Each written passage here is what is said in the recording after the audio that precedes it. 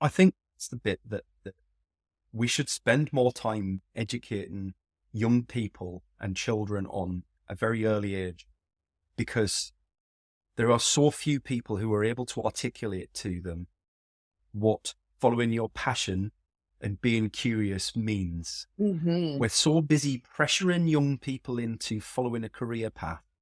And then for their whole career, we pressure them into committing to further to that career path, that we forget that there's so many jobs and opportunities out there and carve for yourself.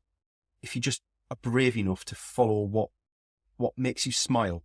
Yeah. And I think that's the beauty of what you've said today is, you were able to follow what made you smile. And you can call that fortunate if you like, but I also know it's intentional. You've got to be brave. And I've no doubt there were some moments along that way where you questioned yourself, right?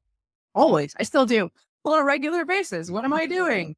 But it's, I've taught myself now after, I've finished my PhD over 10 years ago. So I've been on this path of just following what comes my way and being curious. And I've taught myself that I always end up doing something way more interesting than if I would have followed that, demarcated path or having that map. And I've also taught myself that if something goes, sideways, which in life, everything can go sideways in an instant. My mom's illness was like overnight, right? And I just taught myself, okay, when things go sideways, I know how to ride that. I know how to now, okay, find something else to do, right? That makes you smile.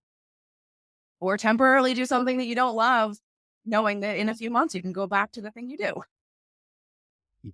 I think it's about experimenting so Yeah. that you can figure out what works best, which leads us nicely into, and I'd love to hear your take on this. What in your eyes is the difference between, we talked about joy being a fluffy concept, and I think lots of people who are listening along will kind of be nodding along.